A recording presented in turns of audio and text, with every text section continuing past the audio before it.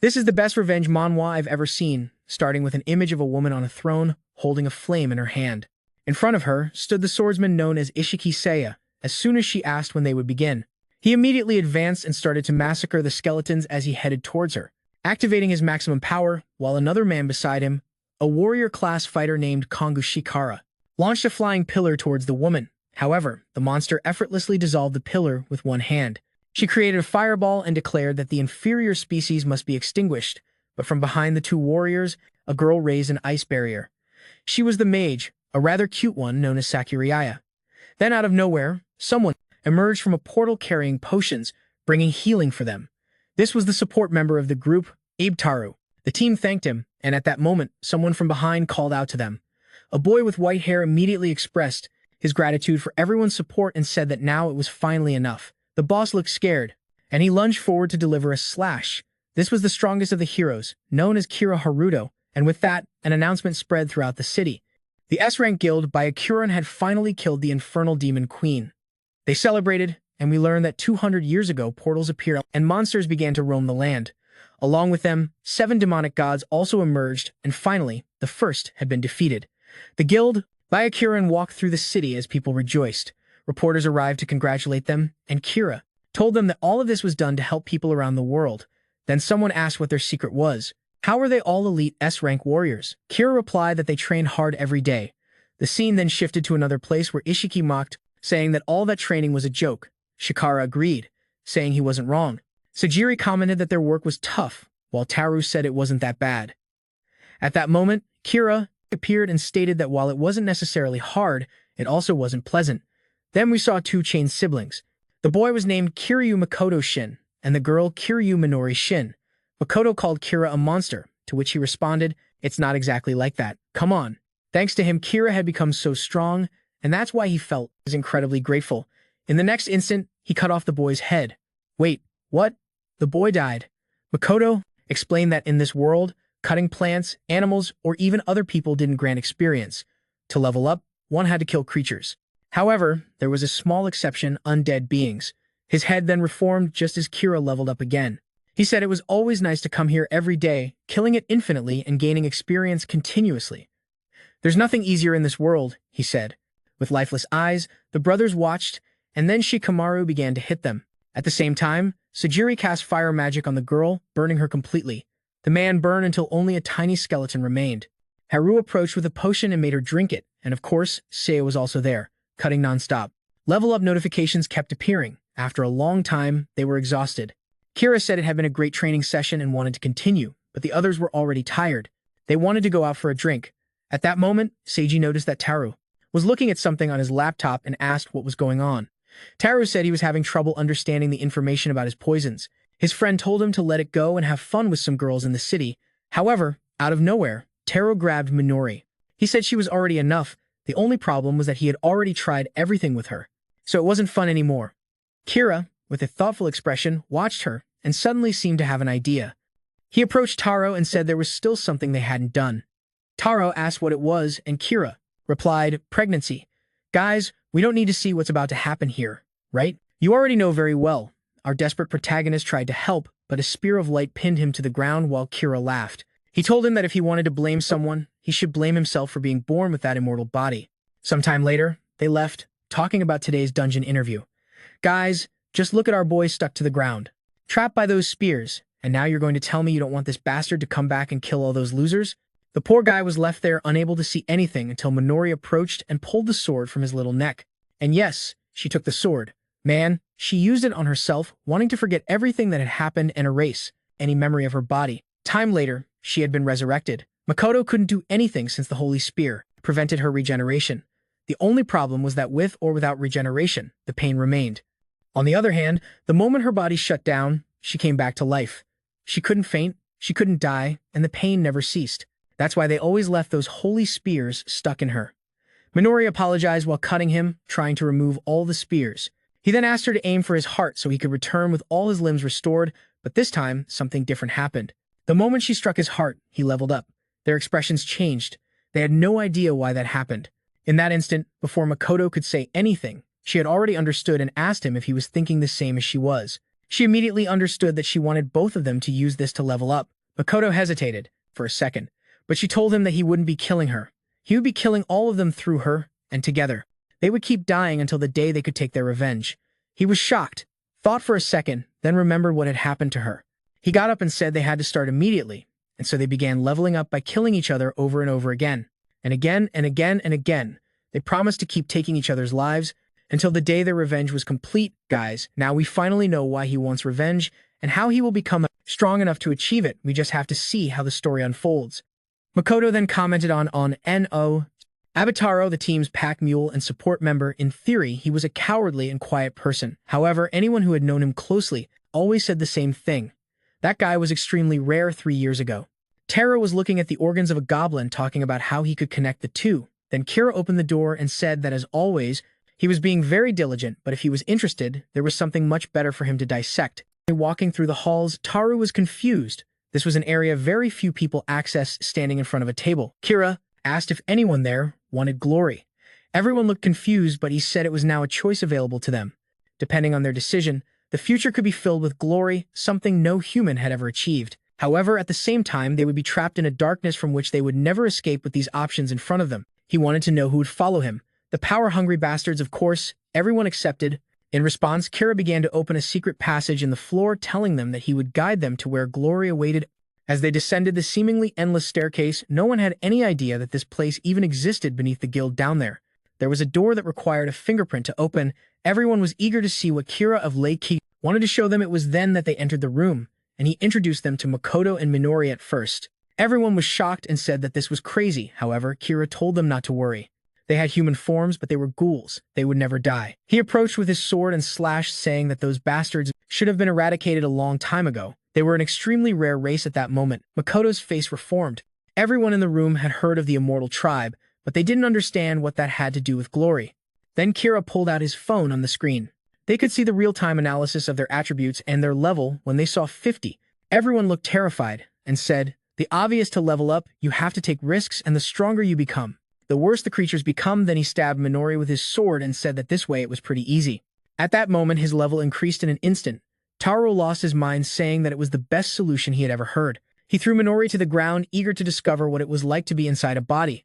Shortly after he had leveled up and was ecstatic, he took off the blindfold and resumed throwing all kinds of poisons and attacks against her.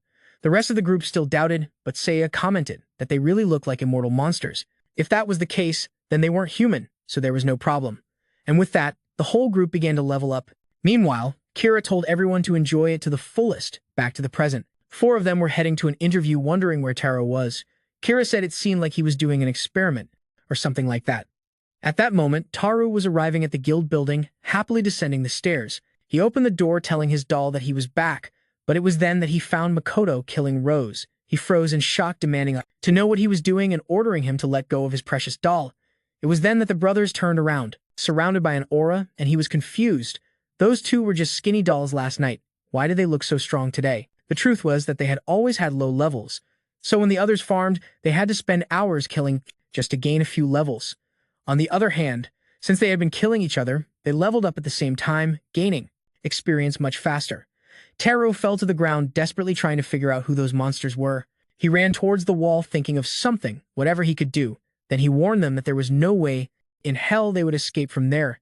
He hit the danger button, and in an instant, Makamera appeared, announcing that today they would learn never to try to escape again. But Makoto simply said it was time to start their revenge. Makoto stepped forward slowly. Minori seemed to be hiding, but he told her not to worry. He would handle this. Then Taro smiled, saying that they were nothing but experience and food, and that they were about to learn why they would never escape from there. But Makoto just looked silently at the creature. It was then that Taro mentioned that in his next experiment, he wanted to see what kind of child would be born from a human and a chimera. Oh my god, someone kill this guy already. Makoto told Minori not to listen to him and declared that he was going to kill that bastard Taro. Then he ordered the chimera to attack, and it jumped towards Makoto. Taking a single step back, Makoto dodged the first strike, but the entire wall behind him was destroyed. The creature was much stronger and faster than he expected. Suddenly, a hand emerged from nowhere and barely dodged his stab. Taro praised him but told him to stop running for once. Makoto knew what that was. It was one of the abilities gained when leveling up. Each class had its own, and Taru's class was Helper, which meant he had countless abilities. from assassin to tamer to pharmacist. And even this portal ability, although the class name didn't sound intimidating, it had a myriad of skills, and he had even killed the demon queen. Makoto kept dodging, while Teru attacked with the portal. Then the chimera suddenly appeared from the side and landed a direct hit on his arm. At the same time, it grabbed his legs and lifted him, then cut off his arm and leg. They were severed, and he was thrown against the wall.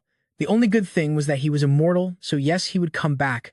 Taro laughed and told him to get back to his cell quickly, since that was what he was good at, helping them level up. Deep down, Minori was still in shock, but of course, amidst all the smoke, Makoto reappeared, regenerating. The idiot told the chimera that it needed to take this more seriously to finish the job. He ordered it to eat, and then the chimera took a huge bite out of Makoto. It's time to start throwing some punches. The idiot was celebrating, saying he was experiencing true power, until suddenly, the chimera froze, started to vomit and collapsed to the side. Taro had no idea what just happened, but Makoto said he had been avoiding it instinctively. But now he didn't need to anymore. He regenerated, and at that moment, the idiot ran toward him, demanding to know how he dared to kill the chimera that way, but the protagonist simply told him to be careful, because at this rate he would die too. That's when Taro realized his hand was melting. In an instant, he fell to the ground. He couldn't understand how Makoto, who had no profession, had managed to develop a new ability that should only be possible if someone went through training. Then the protagonist explained, every time he had been poisoned, it had been perfect training, and with that, he splattered blood on Teru's face, saying he was returning the poison to him. At that moment, he kicked him, sending the idiot flying against the wall before he could even speak. Makoto was already approaching, saying, if it had just been with me, that's fine, but you mess with my sister. Then a punch to the stomach, crashing him to the ground. The idiot couldn't even call for help, but Makoto activated his regeneration ability as soon as Taro managed to stand up confused. He asked why. Makoto simply said it was obvious, that wasn't anywhere near enough to calm the rage he felt, or today Taro would experience the pain they felt when their organs were ripped out. Makoto would make sure he fully understood the meaning of Karma. Night fell, and the rest of Byakuren returned to the guild after their interviews. Seiya rushed ahead, feeling uneasy about how long Taro had been missing, but as soon as he reached the top floor, he froze in. Shocked at the scene, the chimera lay dead on the ground. He ran to the door to see what was happening inside. He found Taro's body completely melted and hanging in pieces. Now we know Shikara very well, guys. This is the next target, the martial artist of rank S and the strongest member of Byakuren. To his friends, he was known as a man with a big heart, someone who would risk his life for his companions, but those who had trained with him knew the truth. He had a cruel nature. Some kids nearby said they wished they could be as strong as Kongo. One of them was about to say it was too hard, but Kongo placed a hand on his shoulder and agreed. He told them that the body he had today was something he had earned through hard work and encouraged them to keep striving. Saying he would also keep giving his best, he bid farewell, saying he was going back to train. Everyone was moved, calling him incredible, saying he had already surpassed level 300, but of course, that wasn't really true. In a way, you could say he worked hard since he spent most of his time in the cell. He even hired a woman to step on his head just because he was too lazy, spending all day farming. After all, there was no easier method than that. Leveling up with helpless creatures was perfect. The only problem was that it was getting harder to gain levels, and he was getting bored, and every time that happened, he liked to listen to their screams. With that, he hit Makoto's ribs, saying he had broken about 200 bones today. Another point of experience gained, and as soon as Minori regenerated, it was his turn. He cut her with his leg, saying it would keep him entertained for a long time. Back to the present, he was in the middle of a bench press when suddenly Seiya burst into the room, calling the group, saying he had found Makoto's melted body. When Kira arrived, he demanded to know where the brothers were. Seiya replied that he had no idea. When he entered, Taro was dead, and the brothers had vanished. Shikara began to scream, calling for Taru, then ran to the laptop and saw that a video was open. It was Makoto, mercilessly hitting Taru's stomach over and over again. Then Shikamaru slammed the ground in fury, shouting that he had been tortured in a horrible way. And at that moment, Kira drew his sword. Before anyone could react, he ended Taru. His head rolled across the ground. Shikamaru demanded to know what the hell he was doing, but Kira simply explained. Taro was beyond salvation, and in the state he was in, even if he had survived, he would have only suffered. Seiya agreed, saying that his life wouldn't have lasted much longer anyway, and Sagiri added that she was sure there was no healing magic that could have saved someone in that condition. Now, the brute, thick-headed. He pounded the ground furiously, swearing revenge. But listen, idiot, you were the one who started this mess, so your turn will come soon. Then out of nowhere, a voice echoed, or maybe it was Kira who said it, useless. Seiya thought it was Kira and turned to him, but it seemed everyone was confused. Not knowing where the voice had come from, Kira then turned to leave, saying they had to inform the world that the hero who had saved them had been murdered. Sayuri asked about a funeral, but Kira dismissed it, saying We won't do it in a live broadcast. Meanwhile, the brothers were running through the forest. Since they left Taro behind, they had been running non-stop, and now Minori was already exhausted. They decided to stop for a moment to rest, talking about how they had finally escaped, how they had managed to get out of the hell they were trapped in. Minori cried while Makoto comforted her, telling her that this time he would protect her. Sometime later, she had fallen asleep on his lap. Unfortunately, like her, he was also exhausted. The problem was he didn't know when those guys would come after them, so he had to stay alert, but fatigue and sleep overcame him.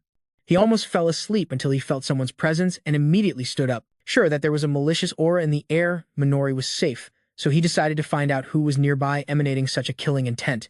He found a cabin. With the light on, it seemed the aura came from there, but the moment he stopped to observe, a guy who looked like a cheap version of Frieza appeared and stabbed him. Makoto barely managed to dodge to the side, but he was already surrounded by a group of adventurers. He turned around, wondering who the hell those guys were. The group was closing in from all sides. While someone asked, "Isn't this the guy?" The only problem was that the girl wasn't with him. Anyway, 500 million just for kidnapping one person. It was too good an offer to refuse.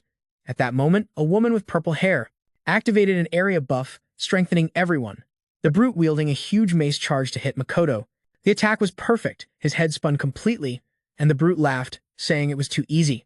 But then the protagonist simply adjusted his face. Everyone was stunned.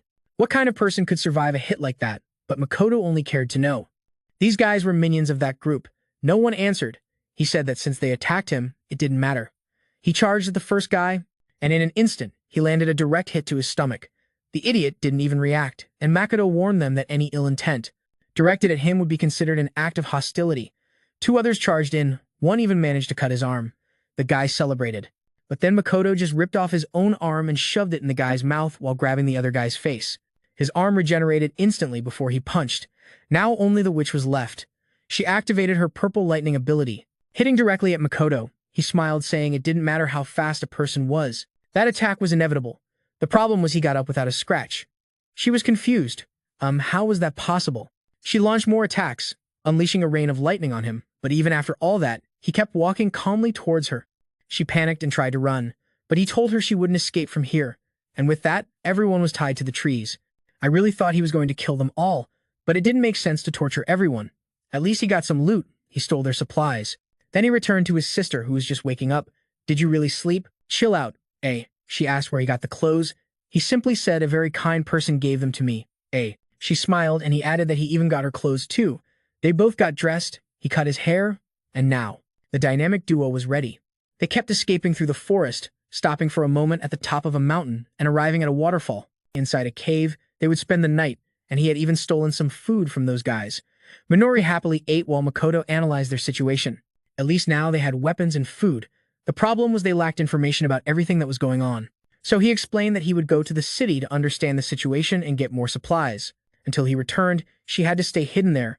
Now walking through the bustling streets, Makoto was amazed at how developed the city was. He bought some chicken, went to the market, and a while later sat in the square thinking to himself, how am I going to kill those other four? Taro was just the support guy. But those guys really knew how to fight, and to make sure they suffered the worst death possible, he needed to know each one's weaknesses.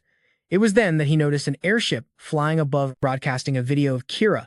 The whole Byakuren group appeared in the recording while the leader spoke about how his comrade had been cruelly tortured. They would never forgive the person who killed the savior of this city, Taro, and just then they showed an image of Makoto and his sister. Makoto understood immediately why all those people were hunting him. Meanwhile, Kira, with fake tears running down her face, cried dramatically, declaring that they wouldn't let the killer escape and that everyone would make him pay the price. The protagonist knew that was the best way for that bastard to cover up the crimes he had committed. But for him, it didn't matter because from the beginning he was determined to end him. A few days after his escape, Shikamaru was hitting a green-haired man, telling him he needed to bring at least one piece of useful information. Sagiri told him to calm down. They had leveled up a lot, so they didn't even need those two anyway. Seiya was nervous about the possibility of his crimes being exposed to the Kira world. However, he dismissed it, saying that it was the least of their worries. Everyone saw those two as enemies with a reward of 500 million for each. They would undoubtedly be captured. Shikamaru wanted to know if the plan was just to let them escape that easily. After all that had been done to Taro, they tortured his companion, so he would never forgive them. He would make sure to capture them and make them suffer more than ever. Yeah, man, honestly, that's going to be pretty tough. I don't even know what you're going to do. Tell me what you can do. You're the one who's going to suffer, bastard. Sayuri said she understood how Taro felt. He was the target because he was the weakest. The fool Shikamaru was about to lose control until he was restrained by chains. She told him to calm down.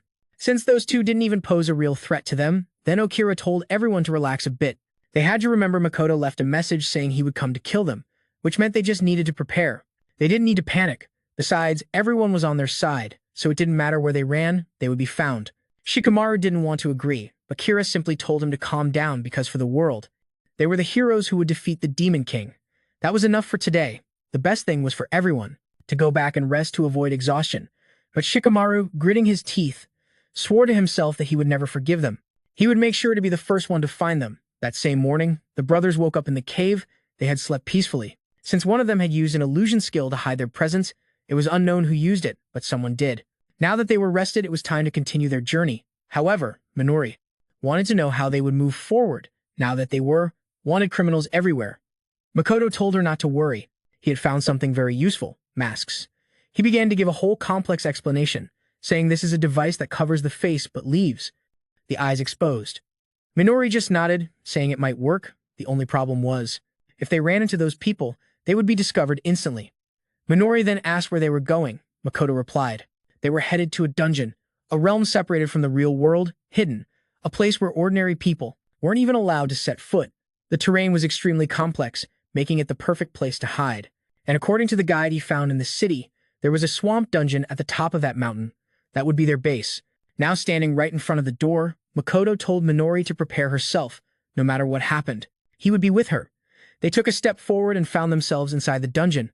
The ground was green and the sky was red.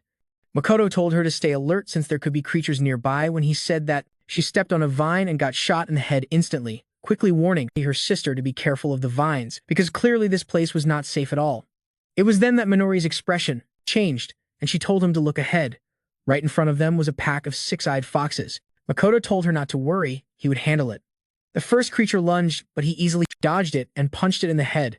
The creature fell dead instantly, damn, but then it bit him in half the next second. Unfortunately for the monster, Makoto regenerated immediately and was back, but he was shocked. The level and strength of the creatures here were completely different from those they had faced before. Minori began to activate a spell, telling him not to get hurt. As soon as she cast it, he felt himself getting stronger and his arm planted on the ground seemed to be under his control. He gave an order, and the arm moved, floating in the air. Then he forced the monster's mouth open and punched it right in the middle. But of course, the poor guy was exhausted and Minori called him immediately. He reassured her, saying he was just a little tired, but he was really impressed. Her enhancement ability had generated a very powerful effect, and so a month had passed since the siblings escaped. In another dungeon, a group of adventurers was fighting against some dragons. Shikamaru approached, carrying a huge rock, and threw it at the creatures. One of the two beasts flew away, and when the other tried to get up, Shikamaru ran and ripped its wing off. Everyone was stunned. He was killing wyverns with his bare hands. Some time later, while eating, he was furious and wanted to know where those damn siblings were. His men calmed him down, saying they would find them soon. After all, everyone was hunting them. Then one of them spoke up, having interesting information. Apparently, there was a masked man lurking around who looked a bit like Makoto. A friend of his had gone to the poison dungeon and claimed to have seen that mysterious man there. This strange person was killing venomous snakes without even using a weapon, which was extremely rare because those creatures were so corrosive that people usually faced them from a distance.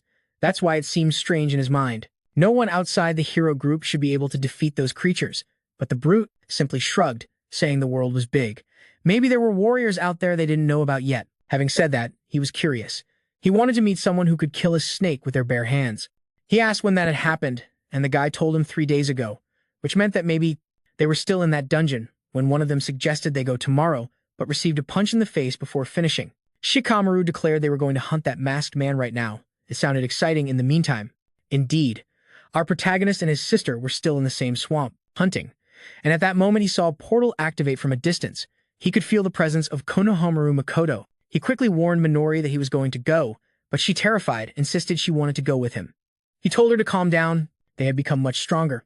It was time for their revenge to take another step forward. She understood, but could see the worry on his face. Still, Makoto kept preparing, saying that one thing was for sure. Minori was not going to die. She agreed, but told him to be ready because that guy was on a completely different level. Before leaving, of course, she gave him a boost, and with that, Makoto ran through the forest, hid behind a tree, and activated a vision enhancement technique through the technique. He saw the exact moment when Kongu Shikara entered. He wanted to fight that guy, but if he could escape with Minori, it would be even better. Then he saw a wild boar and had an idea. He made a small cut on his finger and then stabbed the creature. This activated a hypnosis ability, allowing him to make the creature see what he wanted.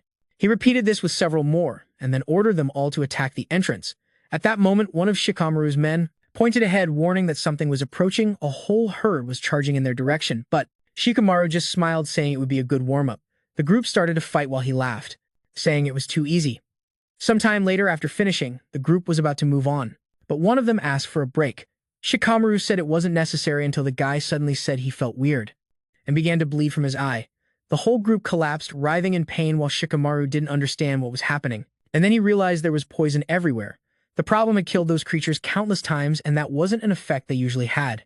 In the middle of his thoughts, Makoto appeared behind him, ready to attack, but Shikamaru dodged. Makoto went for a stab, and Shikamaru, not recognizing him, commented, "You are the masked one," then grabbed the knife with his bare hand, trapping Makoto's arm. Still, Makoto resisted the blow and was sent flying backward. They looked at each other for a moment. Then Shikamaru smiled, saying that for Makoto's movements and resistance, despite the rumors, this guy was actually strong. He liked this guy, yes. Just as he suspected, he still didn't recognize who Makoto was, and now Makoto was confused. Then Shikamaru said, "I like strong people, and I hate the weak who deserve to die. These useless worms at my feet ended up like this just because they fell into a trap. But you seem strong, so you should join us. If you serve under the name Byakuren, you'll gain wealth, honor, and women, or everything in this world could be yours. Now tell me your answer." To this incredible offer, Makoto didn't respond. Kongu insisted, saying he would only say it one more time. He liked the strong and despised the weak. Those guys following him might have some potential, but unfortunately not enough. And that's why he despised them. At least they were perfect to be used as punching bags. Makoto remembered that this was exactly how they had treated him and then asked, "Why do you enjoy tormenting the weak so much?" With a grin, he replied, "Because it's fun. Every time I hit a weakling, the reaction is always the same. They beg for forgiveness, plead for mercy, and scream for help. Their twisted faces filled with fear. There's nothing more entertaining than seeing their expressions, desperate." In an instant, Makoto was about to hit him, but Kongu caught his arm, saying, "That was a great hit. The best way for men to understand is to fight first." He prepared to counterattack, but Makoto dodged, grabbed his chest, and jumped back just as he suspected. That bastard was a monster. Goku charged again, this time with an explosive punch. The hit was direct, sending Makoto flying through the swamp, destroying the ground in the process. That was the strongest attack he had received in his life. Goku approached, asking, "How is it possible you survived that attack?" It was impressive. Someone who could withstand 30% of his power. Hearing that wasn't even his full strength, Makoto hesitated for a moment. With a grin, he wanted to know, "You're not going to use a weapon or anything? You better give it your all. I want a real fight, where we both give it our all to show you who's the strongest." Makoto charged again, this time with his knife. The attack seemed like it would hit Kongu's leg, but the blade shattered. Kongu smiled, saying, "My abdomen is like steel. Nothing is going to leave a mark on me." Then he activated his flame aura and declared, "By now you should understand the difference in our power. You can't win." Still, Makoto attacked again, telling him to shut up. Annoyed, Kongu kneed him in the side, sending him flying into the swamp. The brute laughed, saying, "Oops, sorry for throwing you into the poison. I just killed the guy I had high hopes for. What a shame." But just as he was about to leave, suddenly a knife lodged in his arm. He ripped it out, panicking at the thought of being poisoned. Then he turned around and demanded to know how the hell someone soaked in acid was still alive to attack him, this guy who didn't even look human. He murmured, and then thought of someone else who was just like that in an instant. His entire aura exploded and launched at Makoto. It seemed like he was trying to capture him, but Makoto dodged. Bongo threw a punch that crushed the ground, destroying half the dungeon in a massive explosion. Makoto, who had been right there, was sent flying along with the entire area, and the problem was his mask had fallen. Gu started laughing, but then his expression darkened. "So it really is you. I finally found you. Kiryu Makoto. Now everything makes sense. That explains why you withstood my blows. It wasn't because you were tough, it was because of your regeneration. This is perfect. Ever since you did that to Taru, I've been dreaming of my revenge. And of course, forget about teaming up, you're going to die right here." Makoto, unfazed, he questioned all that about killing him. "It's nothing compared to what I'm about to do to you." They looked into each other's eyes, and Kung Fu charged mid-run. He unleashed a rain of stones at Makoto, and just the impact of the rocks was enough to tear pieces from his body. Then Kung Fu jumped from above, ready to deliver a devastating kick. He declared, "You won't leave this place alive." There was an explosion, but as soon as Kung Fu landed, Makoto was already charging directly at him with a straight punch, right to the center of his face, but the bastard just smiled. "That's all you've got?" And with that, he countered with a brutal strike, smashing Makoto against the wall as he walked forward. He began to notice something strange. "Why is the kid shaking?" Then he laughed. "I knew it. It's because of fear, right? The terror I made you feel all this time is etched in your body." Makoto was running with a desperate look on his face. "But I'm sure this bastard was playing chess in 4 dimensions against this idiot." Kongu slowly asked, "Do you remember the days when you were tortured?" Meanwhile, behind his back, Makoto activated the power of his arm. The attack came from behind, but Kongu simply deflected it with his elbow, shattering it. "That trick is too simple. I'm not going to be defeated by something so weak." And with that, he delivered a brutal punch to Makoto's stomach, and followed it with another to the face. While speaking, Kung Fu mentioned he was curious to know how Makoto had become so strong in such a short time. If he didn't want to answer, then he would beat him until he was unconscious as always to get the truth. But what he really wanted to know was, if Makoto was there, then where was his sister? "The routine as always would be much better if, after beating you, I could spend some time with your sister. This bastard needs to die already." Furious, Makoto tried to move, but was crushed once more. With goo, he then commented that it seemed he would have to immobilize Makoto to prevent him from regenerating. However, when he looked at the blood, Makoto's body was no longer there. The protagonist was now behind him, surrounded by a strange aura, and the idiot finally noticed that Makoto's regeneration had become even faster. In a second, he disappeared, and then he reappeared next to Kongu with his fist ready to strike, but still, Kongu managed to counterattack with his own punch, breaking Makoto's fingers. Kongu praised him. "You've really gotten faster, but against my power, it's useless. Your regeneration won't keep up," he said as he ripped off another arm and then delivered a brutal kick to the other. Makoto fell to the ground again, completely dismembered. Kongu smiled. "Your greatest weakness is that you depend so much on regenerating. You don't even know how to defend yourself properly." But then Makoto started laughing. Kongo frowned. "What's so funny?" Makoto, smiling, replied, "I'm just happy, because you're still the same idiot as always." It was then that Kongo noticed something strange. All the limbs he had torn off were now glowing with an aura. Makoto gave the order. Each severed limb lifted into the air, charging directly at Kongo. Kongo easily defended himself, mocking him. "Do you really think you can win with something like that?" The problem this time was that the arms were dodging his attacks, surrounded by a mysterious aura. And Makoto declared, "That fear you etched into my body, I'm going to return it to you completely." With that, Makoto threw a punch. It landed directly on Kongu's arm, which disintegrated instantly. Unlike Makoto, Kongu didn't have regeneration. Makoto smiled sideways. Time for a little test of strength. Kongu, furious, shouted to his subordinates, "I won't forgive you for this," and charged. He rushed forward with another punch, but Makoto called all his severed arms, merging them with his own, and with that, he created a gigantic fist and delivered a devastating blow directly to Kongu's remaining arm. The idiot went flying, losing another limb in the process. Makoto smiled. "So how does it feel to lose in terms of strength? Today you're going to learn what it feels like to have fear etched into your body." A week after the fight in the Byakuren Guild halls, Kira asked how the preparations for the new dungeon were going. She replied that they were almost done, working hard to ensure their success, and that they would finally avenge Taru. But curiously, Kira asked, "Who is this Taru?" He was confused, but looking at Kira's face, she seemed to be serious. Then suddenly, Kira's expression changed. She burst out laughing, saying, "Just kidding." Sella laughed awkwardly, asking her not to joke about that. Then she casually mentioned she hadn't seen much of Kongu lately. Kira shrugged. "He's probably running around like crazy, trying to find those brothers. After all, they were the perfect punching bags and he loved that." Sai felt the same, right? "Yeah, I can't wait for the day they come back. It's going to be perfect. We'll train them from scratch again." Sai already felt it, right? "Yeah, I can't wait for the day they return. It's going to be perfect. We'll train them from scratch again." Then someone came running down the guild hall, shouting for them. They turned around. Just to receive urgent news." A package had arrived, but there was something strange about it. Realizing something was off, Seiya and Kira ran over. Sagiri warned them they'd better prepare for what they were about to see. When they opened the box, we already knew what was inside, right? The Kongu cut into 39,000 pieces. A little later, in a meeting room, Sagiri used magic and confirmed, "No doubt, these are remains of his body, Seiya." Furious, he slammed the table. Sagiri, still shocked, asked who would do something like this. Kira calmly commented, "If someone went through the trouble of sending us his remains, it means they harbor great resentment against us. Immediately, Sagiri declared, "It has to be those brothers." She couldn't believe it, but Kira had suspected it since Taro was killed. Even though they were weaker than us, they were still much stronger than an average hunter. And now with Kongu dead, it's a fact. Those brothers somehow got stronger.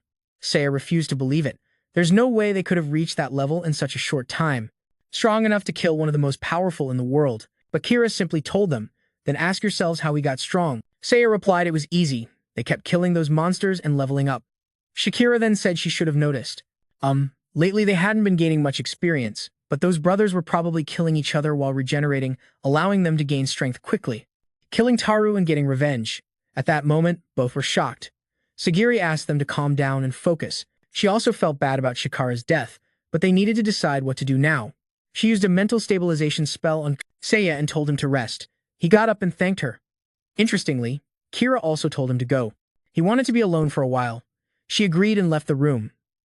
Then she approached the box, took the arm of Kongu, and declared, "I'm not going to be intimidated by this." She threw everything aside, saying if they think they can take revenge, they're delusional. Killing that guy was impressive, yeah, but it was also stupid. Then she crushed one of Kongu's eyes, murmuring, "They're crazy." Killing that guy was impressive, yeah, but it was also stupid. Then he crushed one of Kongu's eyes while murmuring, "Those brothers will soon taste the bitterness of revenge." What Kira didn't know was that eye belonged to Makoto, and he had seen everything. Makoto had wanted to stay longer to gather more information about their base, but he was worried about Minori. So it was better to go back. Still, delivering that package was the perfect excuse to do some shopping. One of the most important things he bought was a teddy bear, as a gift from Minori. He jumped from rooftop to rooftop. When she saw a group of men in an alley, another person was running away with a hood that looked a lot like hers. That was strange. Normally, there was no violence in that area since it was controlled by Byakuren.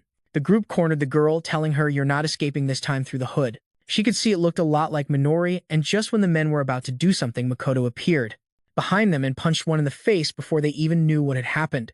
He was about to tell the girl to run, but the moment she took off her hood, Makoto froze in shock, of course. We're not going to know what her face looks like yet. Meanwhile, Minori was waiting in the forest after a long time. Makoto finally arrived. She immediately asked, "Who is that person you're carrying?" Makoto told her to calm down first. And to take a good look, the girl had an X-shaped scar on her face, but aside from that, she was identical to Minori. Next chapter, Ishiki Seiya. Undoubtedly, he was the next target. Seiya was the proud commander of the Byakuren Guild. A rank S swordsman with the best sword techniques in the world, handsome, loved by women, and someone who easily made friends. It was said he was the one who kept the guild's atmosphere so pleasant. But of course, only those who lived near that bastard knew what he was really like.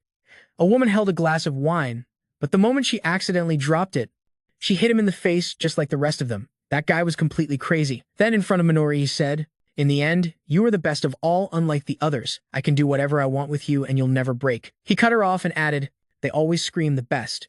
Makoto yelled for him to stop, but all he got was a slash with the sword.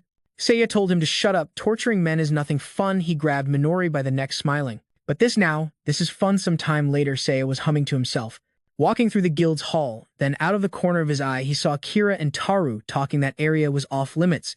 So what were they doing there? He tried to listen, sneaking closer so they wouldn't notice him. But Kira said his name. "Don't just stand there spying like that." She, embarrassed, stepped forward hesitantly, saying, "She just wanted to know what they were doing there." Kira said casually, "It's nothing special, but if you're curious, you can take a look too." With that, they entered a room where they were producing countless clones of Minori. Seiya was stunned. Kira explained the plan is to create as many as possible. This will be more efficient to level up. All we needed was to combine Taro's talent with Byakuren's money and technology. And now it's possible. The problem is the regeneration technique wasn't complete. The clones kept breaking down, and they still weren't gaining experience points from killing them, Taro explained. "I've tried everything I know, so we're thinking about abandoning this project," she asked. "Why just discard them?" Taro replied, "Because the original never dies, so it's much better that way." Kira felt, "I agree. But if that's the case, I want one of those clones for myself." Taro shrugged, "Fine. But just so you know, they're useless. They have no will or emotions and don't give experience points.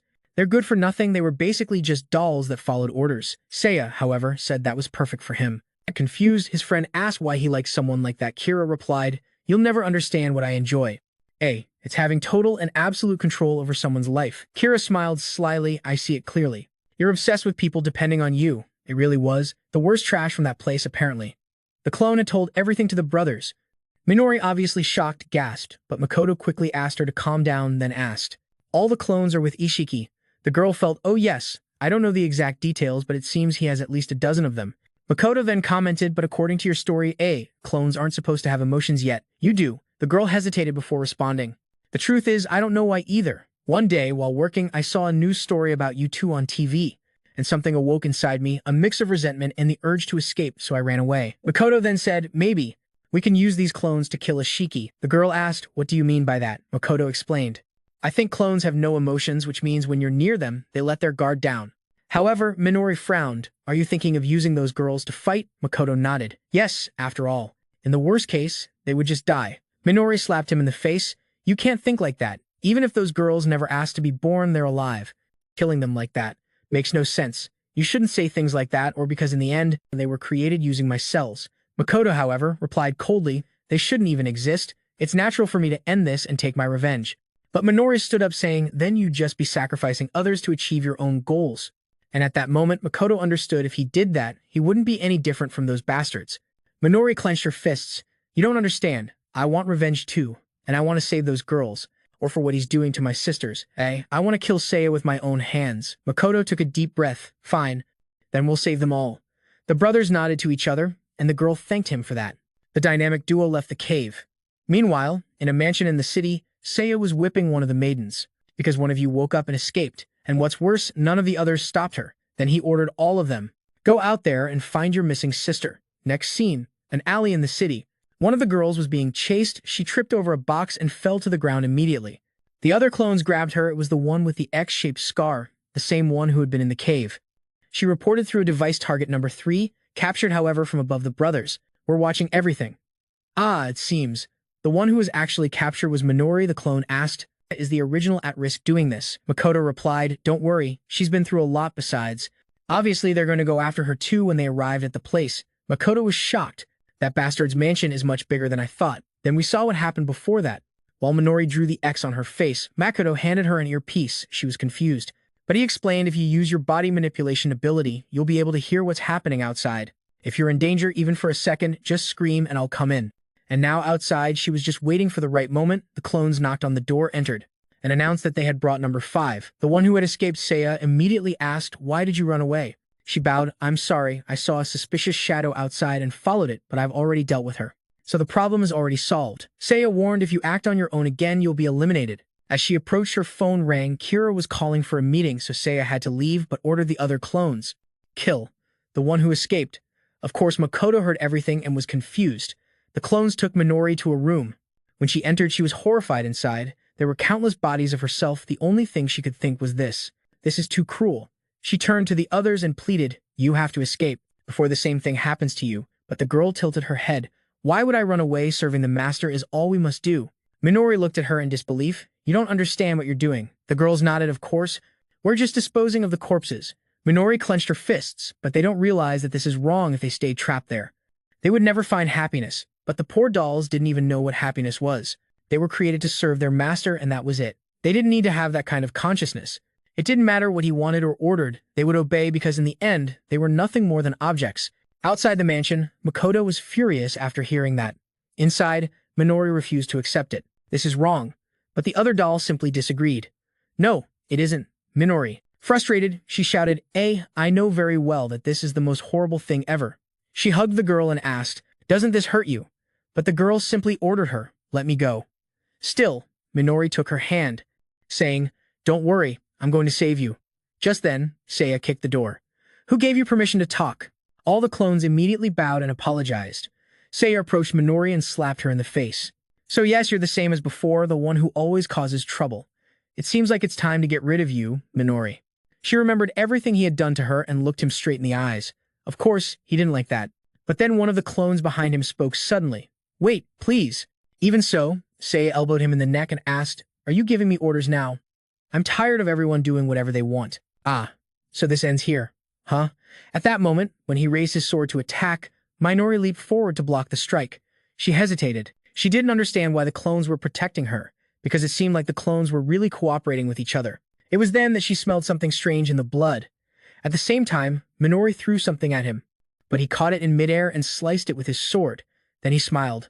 So it's you, the real one. Outside the mansion, Makoto understood instantly. It's my turn to enter and broke through the window. But at that moment, The alarm went off. Seiya smiled. Oh, so the little brother is on his way, but it doesn't matter to him, because he will never make it here. Minori demanded, what do you mean by that? Seiya revealed. This mansion is protected by countless units of her, and since they all look exactly like your sister, I wonder how you'll handle it inside the mansion. Makoto was running through the halls, dodging every attack, but then a battle axe cut into his shoulder. At the same time, Minori appeared, charging at the attacker with her shoulder. What are you doing? He is our original brother. You shouldn't attack him. But the clones remained emotionless. The master's orders are to eliminate any intruder. He is no exception, and now even you are considered an enemy, so you will be eliminated, Minori. She couldn't believe it. Even the clones were against her. However, Makoto told her, get back. It's fine. I have a way to handle this. He put on the mask. Don't worry. Meanwhile, with Seiya, he was cutting Minori. Ah, I see. The one protecting her was that clone. Damn, they all look the same. I'm getting confused. She grabbed the clone by the hair, sniffed it, and started drooling like a lunatic. The original feels different, then. She threw it against the wall while the other clones stood still, doing nothing. She burst out laughing, looking at the sky. Today will be a perfect day. I'll have fun with you. And then I'll kill your brother. But what I really want to know is why you came back after escaping. Maybe. You missed everything he did to you? Minori, however, looked at him with pure hatred. I will never forgive you for everything you've done here. Seiya stopped. He finally understood she wasn't there just for revenge for her torture. She had also come to save those dolls. He killed one of them and casually commented, you really are a diligent girl till the end. Minori screamed and lunged to attack him, but Seiya easily dodged. With a quick movement, he cut her and then delivered a powerful kick, raising his sword towards another clone of Claren. To me, oh, all of you are nothing but dolls. And with that, Minori eliminated her, desperately dragging herself. She began to use her regeneration ability to heal the other girl. The look in her eyes, rage and desperation made him smile once more. He attacked her mercilessly, leaving her collapsed on the ground. Noticing that she was starting a summoning spell, but without hesitation, he cut another clone, telling her not to move. You have to understand the position you're in. No matter how desperate you are to save those girls, they meant nothing to him. He laughed. I know you're trying to save them, but you should ask properly. Maybe. If you kneel, I might let some live. Of course, Minori refused, but then he killed another. Then with a quick strike, he injured one more and smiled. If you don't obey, I won't stop. He was hitting her mercilessly. I don't know why, but this filled me with rage. I had to skip some parts, because I couldn't stand watching her suffer again. And just when I was about to do something else, our protagonist arrived, fist straight to the face. Exactly what we wanted. He was so furious that I had to see the next pages, because I wasn't going to just watch her suffer again. The fool Seiya spun around the room, and at that moment, the protagonist went to put a jacket on Minori and apologize. She said she knew her older brother had come, but that damn brother took an eternity. The idiot Seiya was crawling along the wall, trying to understand what had happened. With all the clones in the mansion, how could that kid have the audacity to destroy those dolls that looked exactly like his sister? Makoto simply replied that he would never kill his sister. What he did was incapacitate them all. Seiya responded that Makoto was really a boring guy. If it were him, he would have done much more interesting things. As punishment, he was going to capture Makoto and his sister and play the same twisted games as always, but the protagonist said that this time it wouldn't be so easy. He lunged to throw another punch, but with a quick movement, Seiya drew his sword and managed to defend himself. At the moment the protagonist stepped back, Seiya prepared a slash and launched an instant attack. Cutting through the air, the blow landed cleanly, and it really seemed like he had cut through our guy, severing a hand. But what Seiya still hadn't learned was that Makoto could control his severed limbs, and with that, the flying hand struck Seiya's ribs, sending him crashing against the wall. He landed in the middle of the hallway surrounded by a bunch of minorities. He immediately shouted for them to form a wall. For some reason, I thought for a second that they wouldn't obey, as if it were one of those moments when they said, we're not going to defend the brother of our clone, but they didn't defend him anyway. And Makoto said he was a shameless guy, but then everything got weird and creepy. Seiya said those dolls belonged to him, and they were meant to do whatever he wanted. Tired of this, Makoto told him to shut up, and the first dolls started attacking him. Seiya easily dodged the attacks, sliding between them. But then, he began to recognize and confuse some of them with Minori. He hesitated for a second, and one came at him with a sword. At the same time, the real Minori back in the room was shouting his name, but they also attacked her from behind. Oh my god, thank heaven those two bastards are necrophages, huh? But now they're capturing her like a complete idiot. When one of the clones approached him, he was bleeding and begged him to stop hurting him while he was mentally affected by everything. Seiya seized the opportunity and hit him from behind, saying that the kid was really getting worked up. When it came to his precious sister, Makoto apologized for her suffering again, but of course, the doll just replied that it was her job. Still, she insisted it wasn't her fault as she was just following orders. Then she turned to Seiya, who unsheathed his sword and told her to stop looking at him like that. Seiya tried a few more attacks, but Makoto managed to dodge them. The problem was that the moment he gained some distance, the guy went to kill another clone. And just at that moment, the fool came back and took the hit. Seiya was amused, wondering if the kid wasn't even going to try to resist. But looking at Minori, he said he had no choice. If he tried to escape, she would be the one to suffer. Then he activated the *** great sword technique *** and sliced Makoto into about 26 pieces. The kid fell to the ground like he was bought on a 12-month credit plan, and here comes that damn Seiya, again saying that if Makoto stayed on the ground, he could spend some time with his sister. That's all this guy knows how to say. But unfortunately for him, Makoto seemed to be undergoing a transformation. His body was regenerating, and he was surrounded by a red aura. Still, Seiya told the half-dead kid to stop insisting Makoto. However, he recovered and continued protecting the clones. They started saying they didn't understand why he was protecting them so much. Makoto said he didn't need any reason to protect his sister. Finally, those dolls seemed mentally affected. Are these sickos finally going to awaken to life? Of course, Seiya said it was nonsense that none of them were really his sister. They were all just biological experiments conducted by the Byakuren Guild. In the end, they were nothing more than dolls, and she ordered them to kill him. Whoever managed to finish him off first would serve her forever. However, for the first time, all of them stood still.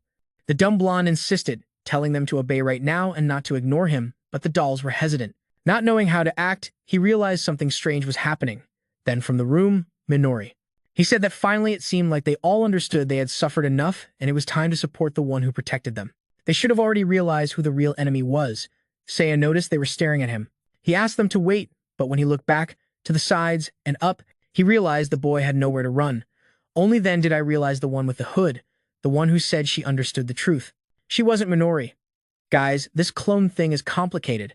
Every time I think it's the girl, I'm being fooled. Man, enough. This story is tearing me apart. I'm getting beaten 10-0. Now it makes sense. Minori is actually confused over there with that idiot Makoto, trying to figure out why the dolls are reacting like this. The dolls explain that they are all genetic clones of Minori. They were basically the same being. It seems that scenes from the past, along with Makoto's constant protection, awakened something in all of them. They began to realize that from the very beginning, he had come to protect them. Makoto noticed that some of them seemed to have this physical manipulation ability, something that allowed the main user to control parts that had been separated. And apparently, through the same channel by which that ability works, Minori had accidentally shared memories from the past. In other words, now she was unwittingly helping her awaken to reality. She screamed, saying he was the master here and they should only obey him. But three were already standing in front of him while he insisted, and suddenly declared that anyone who harmed their older brother was an enemy. Tired of everything, he said he would cut them all down with his sword, but then Makoto ran down the stairs, grabbed him by the hair, and slammed the idiot against the ground. She had him all twisted up, with a sword in his back and his hands pierced to keep him immobilized. What Makoto wanted now was to figure out how to make this guy suffer, enough for everything he had done. At that moment, Minori stepped forward and said that as she had promised, she would be the one to finish him off, but she wouldn't be satisfied unless she could do it with her own hands. From the way she had positioned her legs and the angle of the hammer, yeah, you know what's coming. Man, in the blink of an eye, she smashed the guy and crushed him over and over again, saying she would only stop when he could no longer speak. But the dolls also shared that rage. One of them even raised her hand, saying that it wasn't enough. They had suffered in unimaginable ways, just like everyone else who had died. He needed to experience something similar but even worse. Makoto said he understood, but completely getting revenge on that guy would be difficult. The dolls, however, were crying until one of them said there was a dangerous creature in the basement, a monster created by the Byakuren Guild to be used as a kind of weapon, but in a reproductive way. I think you understand what that means, right? Makoto asked if the creature would also attack men, and the maid said yes. It seemed that once she had a problem with a hunter and threw him down there. Makoto asked if it was Minori, if she really wanted to do this, and she said yes. She wanted revenge and that he just had to follow her to the basement. The fool was now trapped. Everyone was watching, typing commands on the keyboard, and the beast was released. With that, she came face to face with Emperor Waki Makoto. He knew this was an extremely dangerous creature. And one of the dolls commented that normally the monster was only interested in women, but the Byakuren Guild had altered the creature, and now it was interested in everything. Minori told them to start, and with that, the curtain fell. She stayed there, and what happened next? Well, it's obvious. Sometime later, our dynamic duo, was finally able to rest a bit. Both were obviously exhausted after the whole fight in the mansion. One of them told them to stay there while she went to prepare some tea, feeling a bit calmer. She thanked them for deciding to get rid of her that way. Makoto said it was the perfect moment. He had also wanted to kill that guy, for the one he had met in the forest. He said that still, he had agreed to kill not just anyone, but one of the strongest men in the city. That's why she didn't even know how to thank him for freeing everyone there. Makoto insisted that she didn't need to thank him. He had his own reasons for doing it, but now he wanted to take a look around the mansion. He needed food and more information about Byakuren. She said that yes, she could go, but she wanted to stay there and watch until the end. With that, she asked number 3 to guide our boy while they went up the stairs. He asked what they planned to do from now on. Number 3 replied that he had no idea. Even his birth hadn't been a choice. They were just random creations. There was no place or person in this world that would accept her. Makoto, of course, said immediately, "If the whole world won't accept you, then I will. Even if you didn't choose to be born, that's enough. You're alive." Ah, and she blushed and smiled all happy. But let's not forget, in the end, this is the only anime I've seen with 38 sisters. Man, what a crazy thing. Anyway, she entered the password for the door and smiled back, saying she would do her best to survive. But man, it seems that didn't go very well because she immediately received a slash to the neck from the narrator, no less. What the hell? Her head rolled across the floor like a bowling ball, and when Makoto looked up, there was that bastard Kira, saying it had been a while since they had seen each other. Guys, I'm telling you, there's no way I'm ready for this fight. They're going to tear him apart again. Look at that. The bastard had already killed everyone in the mansion and was even asking where that damn Seiya was. Makoto didn't respond, and Kira said it didn't matter. He was just there to celebrate their reunion. But of course, before the celebration began, he had to kill everyone first. Kira sliced the air, and Makoto knew immediately how that guy's power worked. His limbs could be cut even from a distance. Kira even mocked him, saying it seemed Makoto still couldn't react in time, but Makoto started to close the distance. Regenerating his hand, he charged his fist and threw a punch, but the bastard dodged it anyway. Mocking him, Kira said Makoto was slow, as always. Even worse, slower than he expected. Makoto launched a combo, but Kira simply replied that attacking without thinking was stupid. A real attack should be done like this. And yes, another one of our boy's arms disappeared. With the house shattering into pieces, half of the mansion was wrecked. What the hell? The good part is that no matter how many arms, legs, or heads Makoto loses, he's still alive, so it's all good, more or less, said Kira. He was a monster, and Kira replied that it was funny to hear something like that from an immortal. And just because I said that, now something is affecting his regeneration. He's trying to grow his arm back, but it's not working. Damn it, why did I jinx it? Kira explained that he had learned to imbue his sword with a holy element. Now when he cut Makoto, it took longer for him to regenerate. Our protagonist already knew Kira was completely different from the others. He couldn't even imagine a scenario where he would win. At the very least, he had to make sure Minori escaped, trying to buy time and think of a strategy. He asked how Kira had found them. Kira simply explained that Seiya was constantly sending alerts. So as soon as they stopped, he came to check, and by pure luck, he stumbled upon the whole scene. Then he said he had already answered one question, and that now it was time for Makoto to answer one too. He wanted to know if the sister was also in the mansion. Before Makoto could respond, the guy was already walking away, saying not to worry. He wasn't seeking revenge for his friends. In fact, he was delighted they were dead. Now that everyone was gone, he was sure the two brothers must have leveled up quite a bit, which meant that if he killed them again, he could evolve much more efficiently. Makoto just replied that guy clearly didn't have all his screws tightened. Seiya laughed and said maybe he would just disappear, then suddenly appeared with an open wound already on Makoto's chest. Makoto spat blood, and Seiya immediately started leveling up like crazy. Of course, he celebrated, saying this was perfect. He was finally starting to feel like he could evolve again. What he hadn't noticed was that both of Makoto's fallen arms, he was holding them by the legs. Our boy said he was going to kill him, but Kira was too confident, saying not in his dreams. A blue light bubble burst, launching. He pulled our boy back and turned his small hands to the sides. That was the sanctuary's ability. Sacred, and unfortunately, it was indeed our boy's nemesis. There he was getting cut from all sides, unable to regenerate. Meanwhile, Seiya was leveling up and told Makoto to give up because with the power he currently had, Makoto couldn't even touch him. Poor Makoto started to realize that he was not only giving experience to the bastard, but that his regeneration couldn't keep up. Then Kira said what he was seeking was absolute power, and that he didn't care if it came from Makoto or his sister. That's why he was going to give him a choice. If Makoto came with him now, he would let his little sister escape. But if he resisted, then he would capture him, and then her too. And there goes our boy, seriously, considering the offer, asking if the bastard was lying. The guy said, of course not. But it depended on your attitude. But come on, man. You never negotiate with a psycho like that. Still, there goes the poor fool, making us angry just so we can enjoy his revenge later. He slammed his forehead against the ground, begging that they just take him. All he wanted was for them to forgive his little sister. Kira laughed and asked if he had no dignity or pride left. But since Makoto had humiliated himself so much, well, he wouldn't take her. And all Makoto had to do was get up so they could leave together. Only that the moment Makoto got up, the guy of course said it was all a lie. Obviously, I have to take her too, he said. After all, this way he would level up faster. Poor Makoto humiliated for nothing. But well, at least it was a short-term humiliation. Better that than being dragged and having his sister show up later. He tried to throw a punch, but the guy dodged it. And wait, here comes the doll squad. Number 10 shouted for all to protect the older brother. He was really impressed that so many were still left. Seiya had really taken care of them. One appeared that looked like Minori. Asking if Makoto was okay, he told them to give up. There was no way to win against him, obviously. With a single sword movement, the guy cut them all. But number 10 said she knew they couldn't win or all they wanted was to buy time for the siblings to escape. She handed over an object that immediately caught Kira's attention. In the next second, she launched toward the three. Meanwhile, number 10 said that since he had saved them from hell, now it was their turn to save him.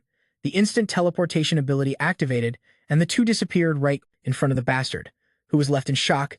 Instant teleportation consumes an absurd amount of mana. It was then that he saw number 10 collapse on the ground and immediately understood what had happened. He looked at the girls and said that even if they all attacked him, at the same time, they couldn't win against him. But suddenly, they started dropping their weapons. They were choosing absolute freedom. And man, things were getting really dramatic in there. They revealed a little trick of their creation from the beginning. Taro had planned a way to eliminate any of them causing trouble. It was then that Seiya saw something big and wild. And obviously, I'm talking about those huge shining crystals installed right beneath their collarbones.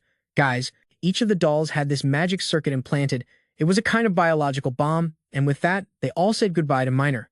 And while an explosion was ravaging the Sella house, the next Sagiri. Oh man, you showed up at the beginning of the chapter. My cutie. I mean my little mage. You're lost. She's considered the most beautiful woman in the Byakuren Guild. To be fair, she's practically the only woman in the guild, right? But still, yes, that's true. Obviously, with that thick, curvy figure, she definitely attracted a lot of attention, and most fools fell in love with her. However, only those who had spent some fun time with her, or were about to, knew the real secret. Oh boy, now I'm scared. Discovering this woman's secret when the guy opened the door, he jumped in fright. Yeah. There she was, bathed in blood. That's the big secret. I mean, it doesn't seem that secret. I know a bunch of guys who would still go after her like nothing was wrong. Without a doubt. Thank goodness I'm not one of those guys, right? Then we go back to 6 months earlier. Time for her to do something evil, so we understand why she has to die in the middle of a room. She said she was curious to see how much she had collected. Looking at the data on the computer said 50%. She seemed satisfied, but decided it was time to speed things up. The brothers were suffering, and suddenly she said this wasn't working. They couldn't stop now. My God, she had some small cuts on her legs, tiny details really. I guess to draw blood or something like that. Yeah, she was definitely collecting blood, but for what? She said she knew she wasn't leveling up doing that but didn't care. All she wanted was to get her blood. The crazy woman said she always imagined that the undead looked like zombies, never thought their skin would be so soft, or that when regenerating, it would come back like the skin of a newborn baby. That girl had the dream every woman desires, eternal youth. That for her was the ultimate goal because with eternal beauty, money and men would be the easiest things in the world. She hated those two brothers, who were about to get everything she always wanted without even trying.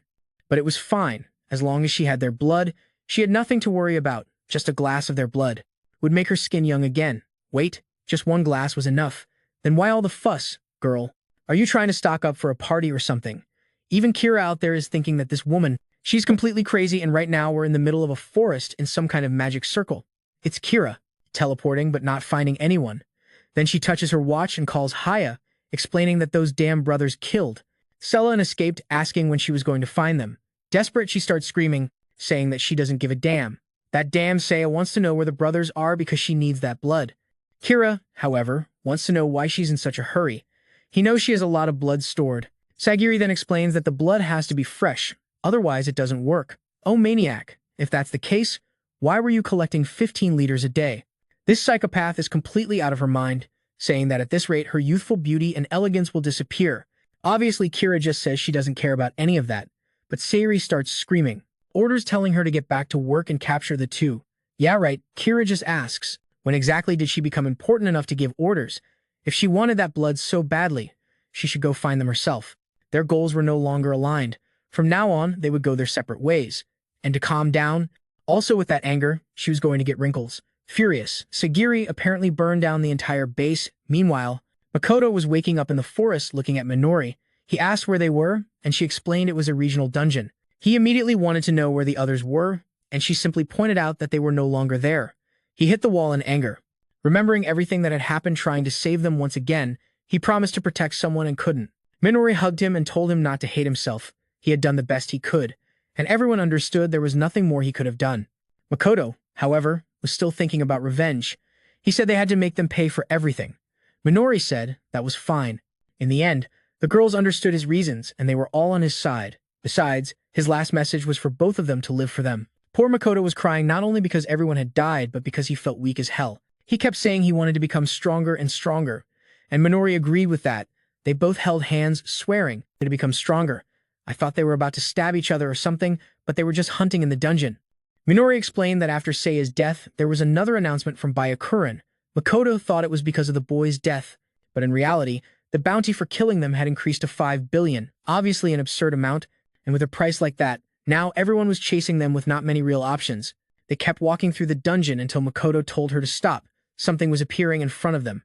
With lizard eyes, it looked like some kind of dinosaur dragon, although I think dragons are just dinosaurs with— Oh no, I think that's it, and it was charging a breath of fire.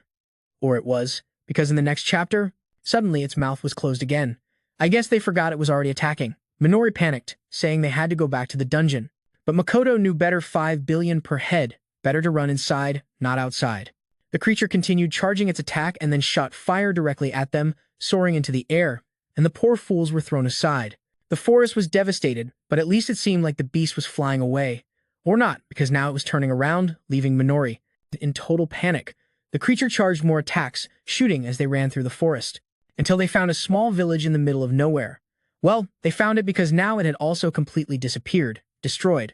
The creature's attacks reached 3,000 degrees Celsius, and its scales repelled all kinds of fire, making it indestructible. Only when the most powerful guilds in the world joined forces could they even consider facing it, which made them wonder how the hell they were going to escape while the monster was wrecking the city. Makoto was thinking of launching an attack. Minori obviously told him he was going crazy, but for the protagonist, that was his chance to kill the monster. Level up and gain the strength they needed. He asked if she had already forgotten the promise they had just made. With that, she gathered her determination and said, okay. She ran to the right while he went to the left. The dragon charged another breath, and Makoto wondered if he would make it in time. He activated physical enhancement. He jumped from branch to branch and seemed to reach its back, lining up his strike. He was sure the weak point of all living things was always the head. So he punched it right in the cheek, but of course, it seemed like his hand took more damage than the monster. Minori, on the other hand, approached its leg, trying to strike between the scales, but her little sword just shattered, and the dragon turned toward her, hitting her with its tail and sending her flying. Makoto jumped again, and this time, took a blast of fire straight to the face. Brutal.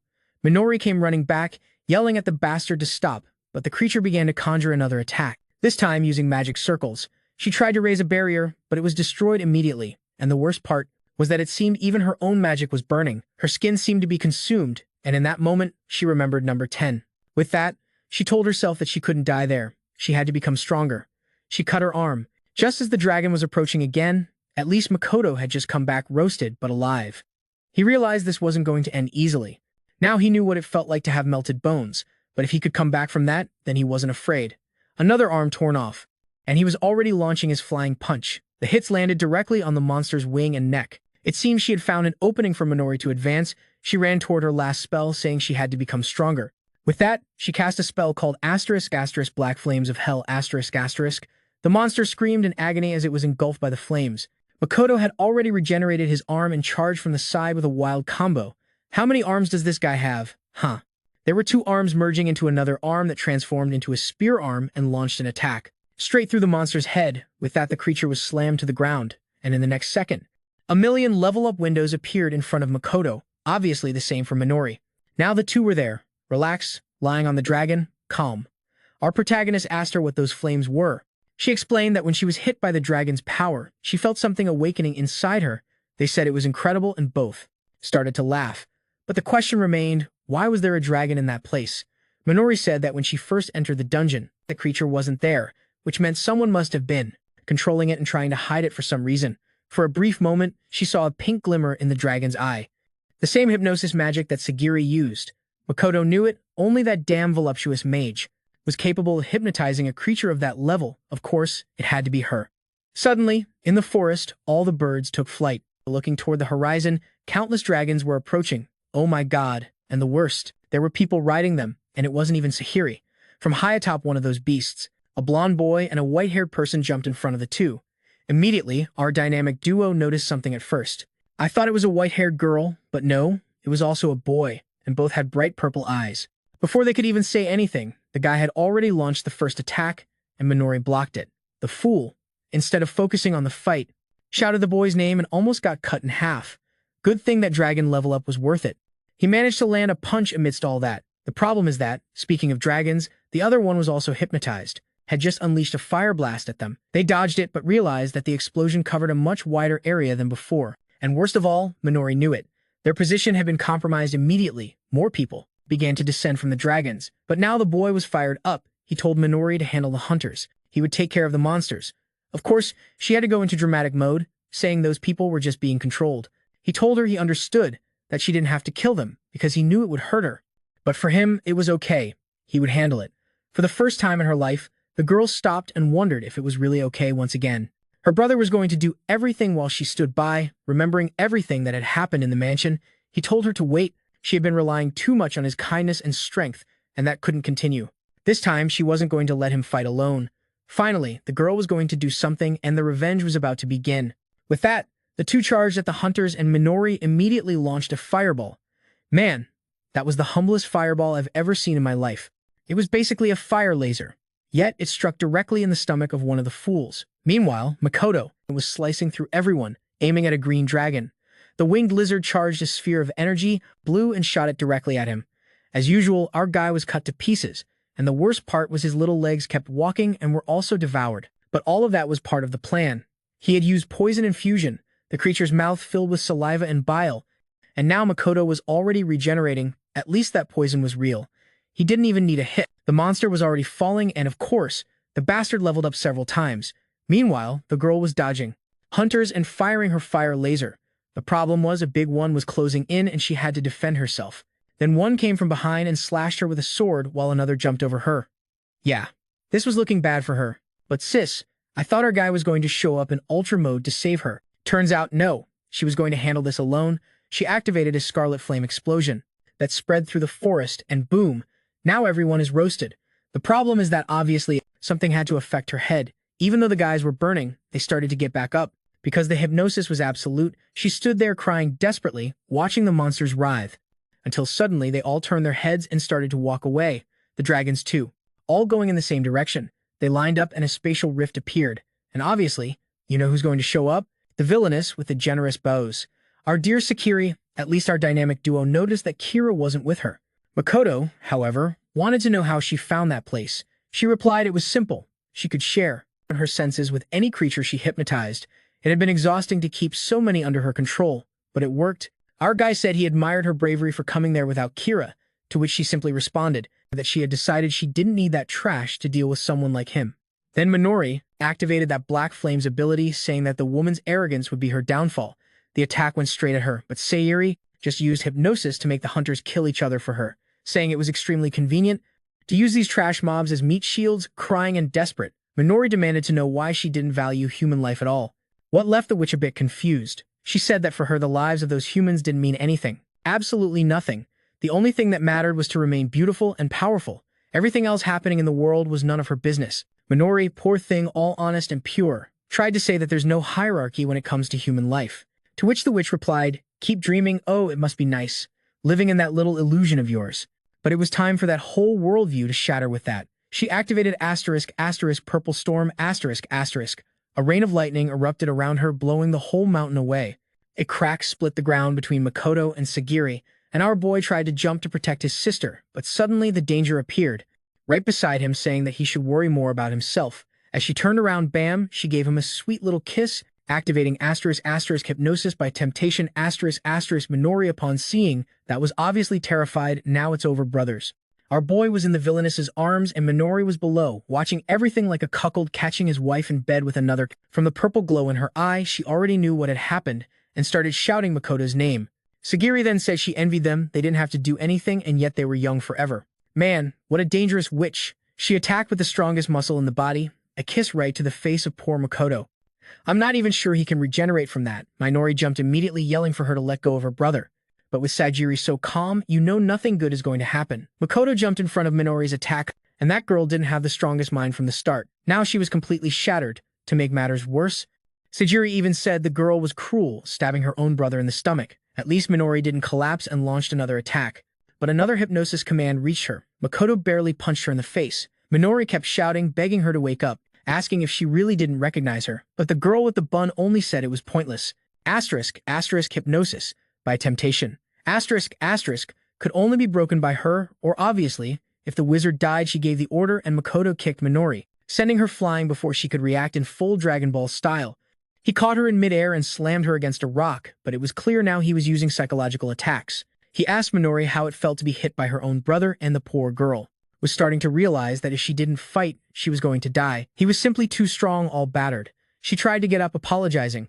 With that, her dagger began to wrap in those black flames. Makoto approached and suddenly smiled, calling her by her name.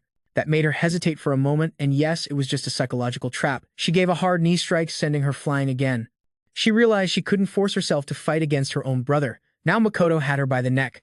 In the midst of all that, she wondered what she was supposed to do, starting to remember all the times he had thrown himself into danger to protect her. The moments they laughed and cried together, and when they swore they would become stronger. Back in the present, Sagiri asked what she was trying to say.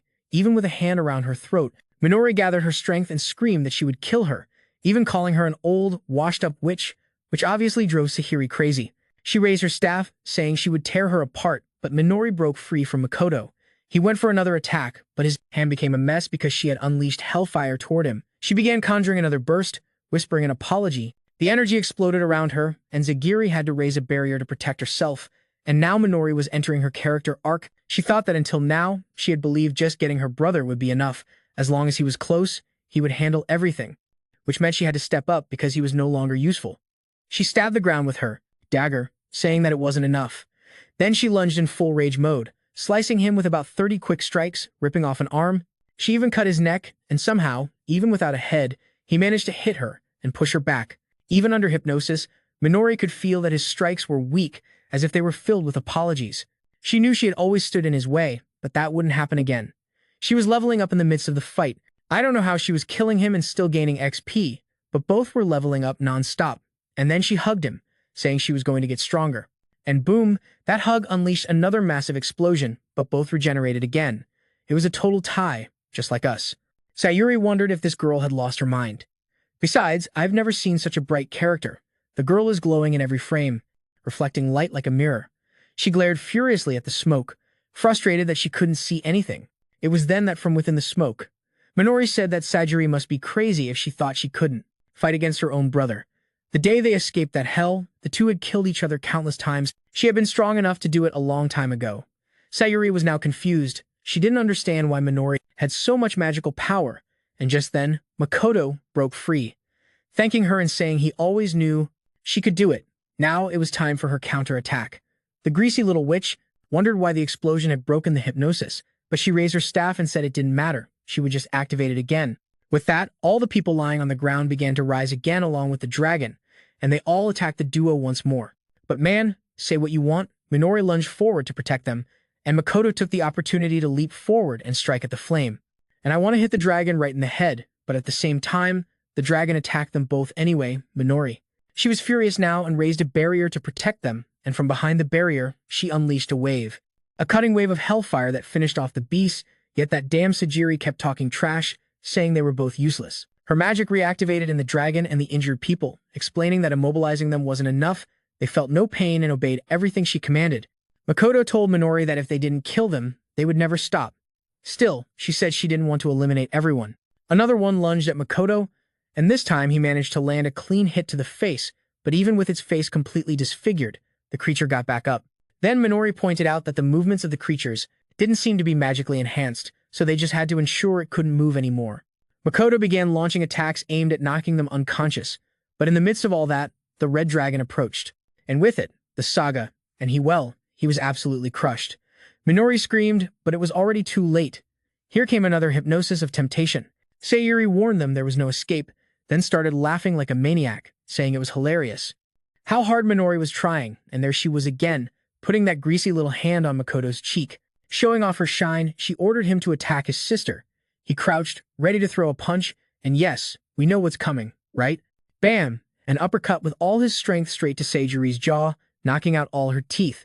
What a shame. She was probably about to be beaten beyond recognition.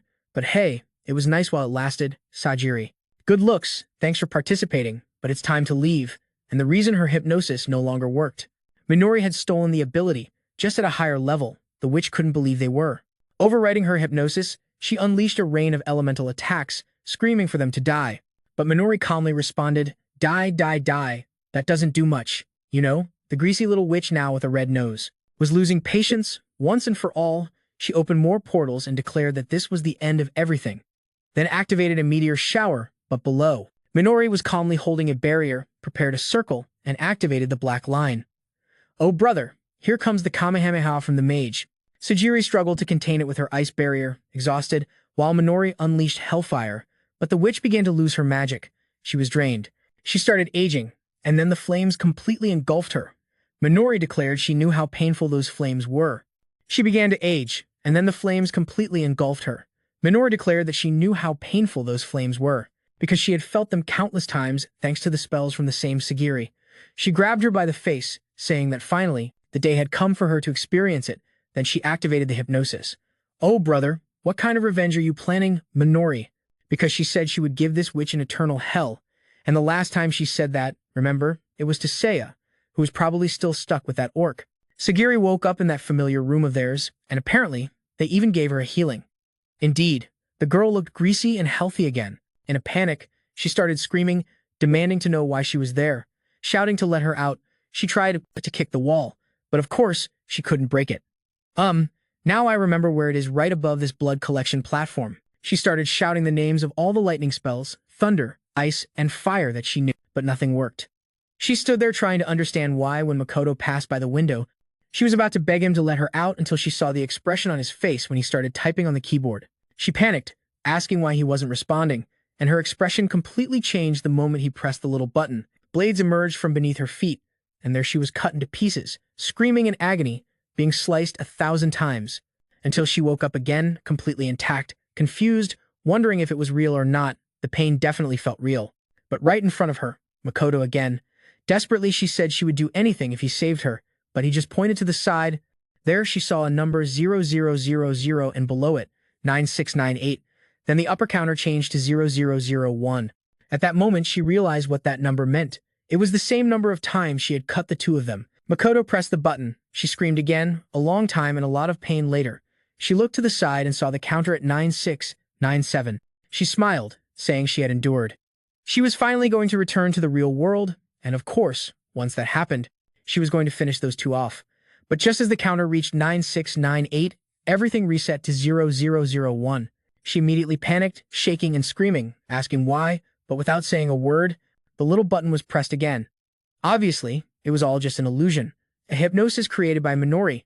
At that moment, Makoto was wondering what the hell that was, our former witch, bright and present. Now she was dry and her presence was completely empty. Brothers, that's her true form. Good luck with that. I'll leave it to you. Seeing her appearance, Makoto was sure she was at least 150 years old. Most likely when the immortal tribe appeared, they discovered that she could live longer by drinking their blood, and that's why she was so obsessed with those two. Sagiri, now all hunched and dry, slowly raised her bony little hand, saying she wanted more youth. The two couldn't believe that even now, that was all she cared about. Minor even said that this one was really messed up. Then she asked what they should do, and the protagonist did the stupidest thing in the world. He said they could just leave her because she was going to die anyway. I really hope they kill her, or that she never comes back. Because when characters like that survive and come back, it's to make your blood boil. Even if they return looking all fresh, maybe she wouldn't say anything. At that moment, Minori noticed something shining nearby. When she picked it up, it was a brooch with a picture of a family. She realized that the witch had been controlling the parents using their daughters. She silently said a prayer, saying she couldn't allow Byakuren or Yukira to keep doing as they pleased, and with that, she walked away saying that soon this whole cycle would end. Sometime later, Aguirre was on the ground wondering how much time had passed, or how many minutes, hours, days, or years, until, of course, someone stood next to her. It was him, to be honest. This guy loves to kill, so maybe he would finally do everyone a favor. He said he had followed her presence and found her like this. On the brink of death, Sayuri tried to offer herself for him to kill her, pleading for him not to let her age even a second longer. But obviously, as she requested, he refused. There was no way he would grant such a merciful request. It would be much better to see her age and rot slowly. In that place, he waved goodbye to the old witch and looked towards the horizon, saying those two wouldn't escape. Later that night, our duo was in the forest, taking a moment to rest. They lit a campfire, and Minori commented on how far they had come. Makoto said it was amazing. They had been through everything but survived, and finally, they were getting their revenge. Minori, however, said it was sad because in the midst of their revenge, countless innocent people had also died. He replied that he knew but soon it would all end. Only one remained, the hardest of all, that bastard Kira. Once they got their revenge on him, it would all be over. That's why they needed to rest and plan their next move. But suddenly Makoto's expression changed. He told Minori to run. A blue beam of light pierced through the forest, destroying everything in its path, and they both jumped to dodge it. Of course, it was Kira. He said he knew they were nearby and had finally found them. Makoto told Minori that they needed to flee, but curiously, this time she was fired up. She said they were going to fight that guy. For her, this was the perfect opportunity. At least it was 2 against 1. But Makoto, man, he was traumatized. He kept saying they weren't exhausted from the fight against Sayuri. They couldn't face him now. But before he could even finish his sentence, Kira was already right in front of them. Miraculously, Makoto blocked the attack. The bastard looked him in the eyes and said it had been a long time. When Makoto tried to say he had been better off without seeing him, Kira pushed him and told him not to say something like that. Then he pulled out a sword that looked extremely dangerous. This time he wanted to play for a while. But today I changed my mind. The day to erase the little sister from existence had finally arrived. Their expressions changed instantly. Kira said he had been furious since the day she escaped from the Seiya house. It was then that he realized to erase her existence, he had to start by erasing her. Makoto obviously couldn't see the logic in that, but Kira said he was excited to erase her from the face of the world. At that moment, the protagonist lunged with a punch, but the bastard easily blocked it. Minori took the opportunity to attack from behind, and somehow, he still defended himself. But at the same time, another punch from Makoto came. No one knows how the hell this guy did it. But he was calm. Makoto swore the hit had landed, but Kira seemed untouched. Minori activated her fire sword and went to attack. He blocked her again, and just then Makoto found another opening from above. But man, Kira dodged again, then activated a magic circle to empower his sword, saying they weren't the only ones who could cause trouble. Once again, they felt something strange in the aura of that sword. Before they could react, Makoto's arm, it was cut off. And of course, our boy stood there begging for regeneration, but this time it obviously wasn't going to be that easy. He groaned in pain, unable to understand what was happening. Minori ran to help, and only to receive a direct kick to the face and be thrown back. Then Kira explained, "This is the sword of exile made to kill immortals. Any wound inflicted by it can never heal." Makoto shouted at the bastard, but he just smiled, charged another attack and launched it.